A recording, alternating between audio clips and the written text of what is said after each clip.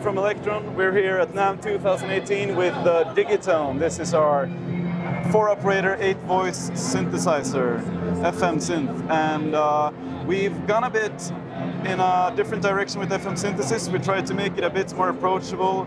So we combine it with some other synthesis methods such as subtractive and additive, and even thrown in a few things you commonly see on like wavetable synths and stuff like that. So it does a little bit of everything, but sort of focused as an FM synth. And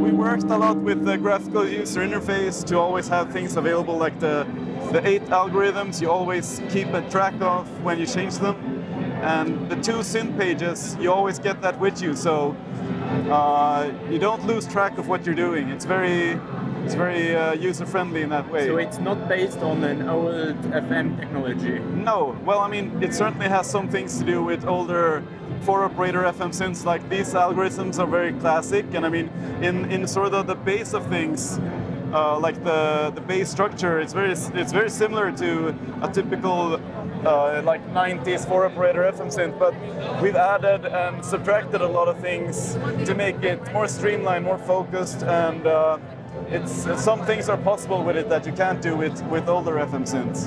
And how do you expand the FM? Do you have different waveforms, or? Exactly, yeah. So we have more harmonics. So in the default setting, it's only a sine wave, of course, but you can change the harmonic structure of the sound, and what this does is essentially add partials.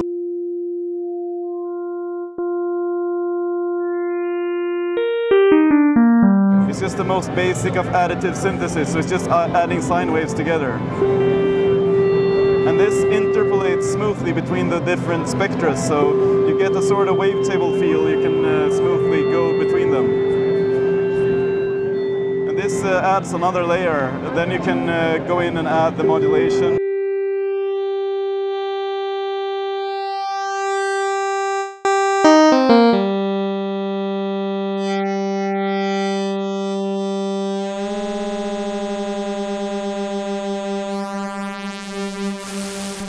So it's sort of just a quick way of doing really interesting sounds without having too many parameters. So the harmonics is just it's just very nice to have. And so how many polyphony is it? Yeah, so it has 8 voices, and they are distributed across 4 tracks. The voices are shared dynamically, so you know, if you use up, you can have an 8-voice chord on one track, but that takes up the whole that takes up the whole polyphony. But you can lock, like if you only have you want to force this track to have only 4 voices, so it doesn't steal any voices from other tracks. You can do that. But the algorithm in the dynamic voice stealing is really smart. So most of the time, I don't really have to set any voice limitation. It just kind of handles everything, and it's really nice. So on each track you have 1 voice. No, on each track you have 1 patch, yeah, and that one can have up to 8 voices, but they share the voices across tracks, yeah. And you can also look sound per step and stuff like that if you want to have like a drum kit on 1 track, yeah. And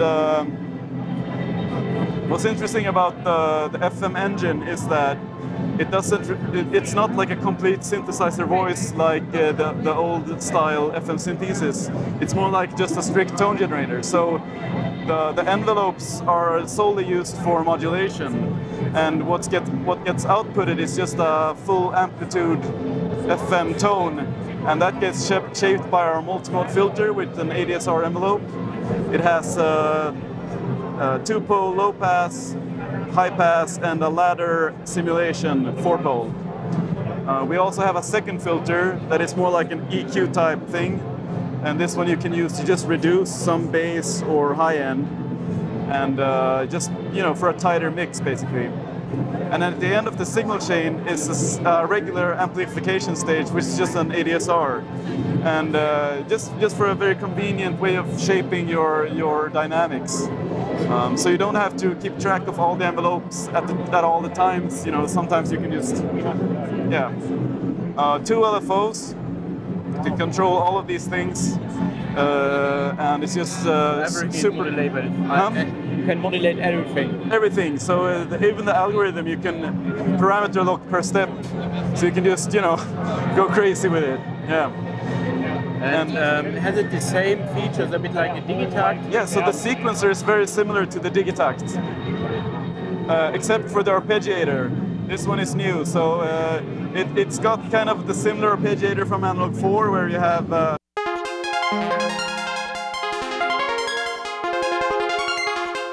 where you can add offsets and step passes and stuff like that. So it's like a mini sequence.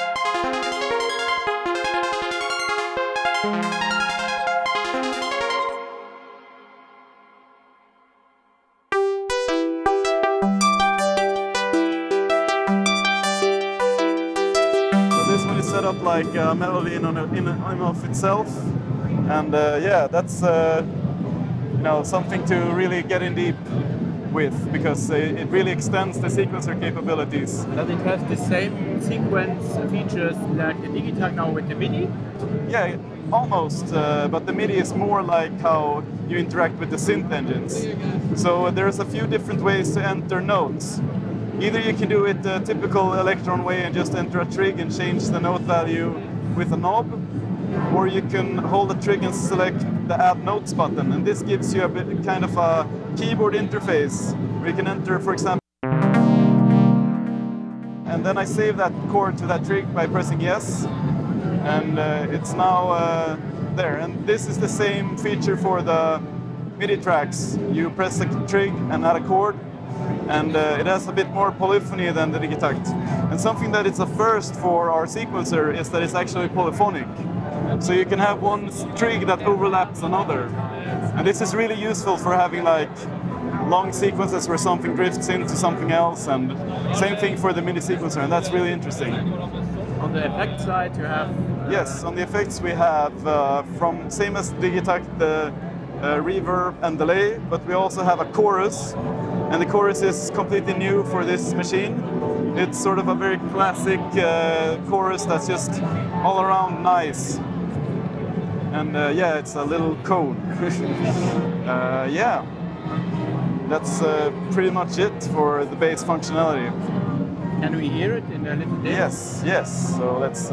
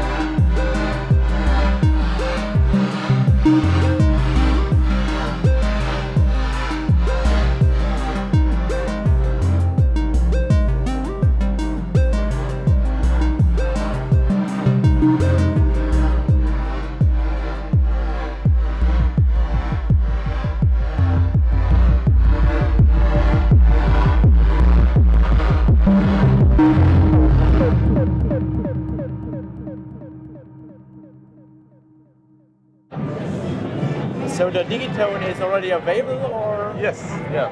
So in all US, Europe, and it's the same price as the Digitakt. Yeah, $759 US. Yeah. Okay. Yeah, Thank you. Thank you very much. Yeah.